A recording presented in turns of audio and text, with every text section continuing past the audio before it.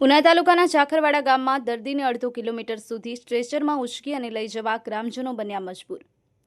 દ્રશ્યમાં દેખાઈ રહેલા સાંકડો રોડ ગુજરાતના છેવાડાના ગામોના નથી, પરંતુ કરોડોના ખર્ચે બની રહેલી જેટી નવાબંદર ગામની નજીકના આવેલ ચાખરવાડા ગામના છે।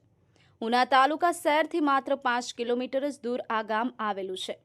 ઉના તાલુકાના દરિયાઈ વિસ્તાર પાસે આવેલ ચાખરવાડા ગ્રામજનો રોડ રસ્તાને લઈ અને ભોગવી રહ્યા છે હાલાકી। અહીં ગામ કહેવાતા વિકાસથી વંચિત રહ્યું હોય તેવું લાગી રહ્યું છે। એક સમય હતો કે આ રોડ ઉપરથી સરકારી એસટી બસ પસાર થતી, પણ હાલ બની બેસેલા સરપંચની અણાવડત અને મૌન બેસેલ તંત્રને લીધે લોકો થઈ રહ્યા છે હેરાન પરેશાન। અહીં જે મુખ્ય રોડ હતો એ હાલ એક તરફથી બંધ થઈ ગયો છે અને બીજી તરફ જે લોકો ગામના છેવાડે રહે છે ત્યાં સુધી પહોંચવું મુશ્કેલ બન્યું છે। અહીં પગપાળા નાની કેડીથી આવી શકાય છે, ઘર સુધી કોઈ વાહન આવી શકતું નથી। ચોમાસામાં આ રસ્તામાં ગોઠણસમા પાણી ભરાય છે અને બાવળોનું જંગલ ઊભું થયું છે। આજુબાજુના ખેડૂતોએ પેશકદમી એટલી હદે કરી કે રોડ જ બંધ થઈ ગયો છે। આ વિસ્તારમાં રહેતા પરિવારના લોકો જાતે જ આ રોડ ઉપર ઉગી નીકળેલા ઝાડી ઝાખરા અને બાવળો દૂર કરે છે। ઝાખરવાડાના છેવાડે વાડીમાં રહેતા એક પરિવારના વૃદ્ધને અવારનવાર સારવાર અર્થે ઉના હોસ્પિટલ લઈ જવામાં આવે છે, ત્યારે રોડના હોવાને લીધે અહીં સુધી 108 એમ્બ્યુલન્સ આવી શકતી નથી, જેથી કપડાં જોડી કરી કે સ્ટ્રેચર મારફત ઉચકી અને 500 મીટર જવું પડે છે। અહીં પરિવારમાં અન્ય એક વૃદ્ધા મહિલા પણ રહે છે અને પરિવારમાં નાના બાળકો પણ રહે છે। બાળકોને ગામ સુધી અભ્યાસ માટે જવામાં પણ તકલીફ પડે છે। વાડીમાં કોઈ વાહન કે પાક કાઢવા માટે ટ્રેક્ટર લાવી શકાતું નથી, અન્ય ખેડૂતોના ખેતરમાંથી વાહન લાવવું પડે છે। વર્ષો જૂના રોડ ઉપર લોકો દ્વારા ખેડૂતો દ્વારા પેશકદમી કરી મકાનો બનાવી દીધા છે અને ખેતી વધારી દીધી છે। સરપંચના સગા સંબંધી દ્વારા તૂટેલા વીજપોલ રસ્તામાં નાખી રસ્તો સાંકડો બનાવી દીધો છે। સરપંચ દ્વારા દબાણ હટાવવા કોઈ પગલાં લેવામાં આવ્યા નથી, જેથી આ વિસ્તારમાં વસતા પરિવાર ઘણા સમયથી રોડ રસ્તાને લઈને હાલાકી ભોગવી રહ્યા છે। ઝાખરવાડા ગામથી આ રોડની બીજી તરફ રામપરા ગામને જોડતો માર્ગ પણ આ જ પરિસ્થિતિમાં બંધ થઈ ગયો છે।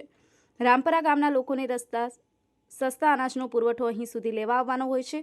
રસ્તા ના હોવાથી કાચા રસ્તે લોકો આવે છે। જોવું રહ્યું હવે તંત્ર ક્યારે આ રોડની પેશકદમી દૂર કરી અને રસ્તો ખુલ્લો કરી બતાવે છે। આહિર કાળુભાઈ, દીવ 24/7 ન્યૂઝ, દીવ।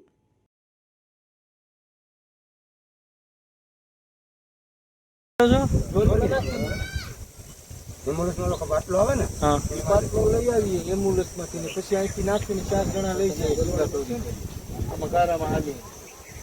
તો ચોમાસામાં તો તકલીફ વધારે નહીં થાય? આગળથી કે રસ્તો હાવ બંધ કરી દે, અમારા ખેતરમાં અહીંયા હાલવા દે, બાકી અમારે કાં જવાની। આપનો પરિચય? ઝાખરવાડા ગ્રામ પંચાયત સરપંચનો પ્રતિનિધિ રામભાઈ ચારણિયા। રામભાઈ, વાત કરવામાં આવે તો તમારા ગામમાં જે રોડની સમસ્યા છે, રોડ પેશકદમી કરી સાંકડો કરી દેવામાં આવ્યો છે। લોકોને દવાખાને દર્દીને લઈ જવો હોય તો જોડી મારફતે લઈ જવો પડે છે, શા કારણે રોડ નથી બની રહ્યો? સાહેબ, એમાં એવું છે કે પેલા રોડના ગાડાવટ ગાડાવટ હતી ના વર્ષે ચાલુ હતી, એ ગાડાવટને કિનારે 2 મકાન આવેલા છે, એક બંધ હાલતમાં છે ને એક બીજો 2 ચાલુ છે। હવે જ્યારે આપણે સફાઈ કે ગાડાવટ ચાલુ કરવાની કોશિશ કરી રહ્યા છે છેલ્લા 2-2.5 વર્ષથી, પણ લોકોએ સપોર્ટ ન કર્યો, વિરોધ કર્યો અને એના કામ થવા ન દીધું। આ અંગે સરકારશ્રી પાસે, તંત્ર પાસે ડિમોલેશન માંગી શકો છો તમે અને એ દૂર કરી શકો છો, તો એ પણ શા માટે નથી કર્યું? એ આવનારા સમયમાં હવે આ લોકોને ડિમોલેશન માગી ને રોડ ચોખ્ખો કરી સફાઈ કરીને ના બનાવી આપશું પંચાયત। એક સમય હતો કે આ રોડ ઉપરથી બસ પણ પસાર થતી હતી, હાલ આ રસ્તો ખૂબ સાંકડો થઈ ગયો છે, તો એનું પણ નિરાકરણ આવશે ખરું? હા સાહેબ, બસ ચાલુ ના હતી જે તે ટાઈમમાં, હવે પંચાયત કોશિશ કરશે એનું ડેમોલેશન માગીને રોડ ફરીથી ચાલુ કરવા કોશિશ કરશું, પ્રયત્ન કરશું। મારું નામ બેન? કાળીબેન। કાળીબેન, શું સમસ્યા છે અહીંયા? અમારા દાદા પડી ગયા તો એને અમે જોડીમાં લઈને જઈએ, એમ્બ્યુલન્સ અહીં સુધી આવી શકતી નથી। શા માટે નથી આવી શકતી? આ રોડ અમારા ગામ પંચાયતનો આ જૂનો રસ્તો છે, તો કોઈ બનાવતું નથી સરપંચ। આ અંગે તમે સરપંચને જાણ કરી છે ખરી? હા, સરપંચને કેટલાય ફેરી કીધું, મત દેવા આવે તો અમે એમ કહીએ કે આ રસ્તો, તો કે અમે આવી જાઉં તો બનાવ્યું, તો કેટલા વર્ષથી આવ્યા તો બનાવતા જ નથી રસ્તો। તો અમારા દાદા પડ્યા તો અમે જોડીમાં લઈને જઈએ, એમ્બ્યુલન્સ કે સાધન કઈ અહીંયા આવી શકતું નથી।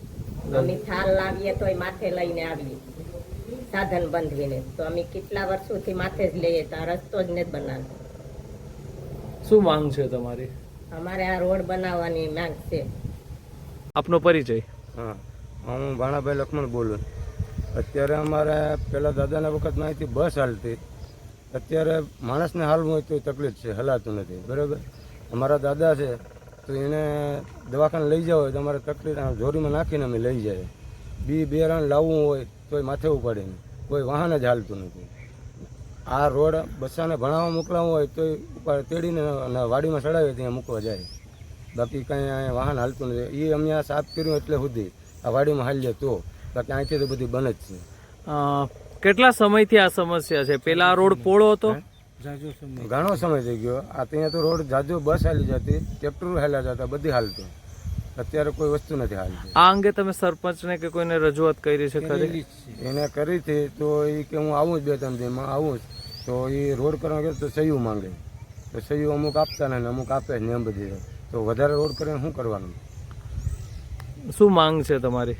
હે, અમારે રસ્તાની માંગણી છે. તમારું નામ? લાભુબેન નાનજીભાઈ જાખરેવાડા. શું સમસ્યા છે બેન અહીંયા? દાદા વખતે ઓલા દાદા પડી ગયા એટલે અમારે ચોરીમાં લઈને જવા પડે એમ છે. છોકરાને ભણવા લઈ જવા હોય તો હાલીને જવું પડે. કંઈ સાધન અહીં આવી શકતું એમ નથી. કેટલા સમયથી બેન આવું સાદો તકલીફ છે? સમય થઈ ગયો.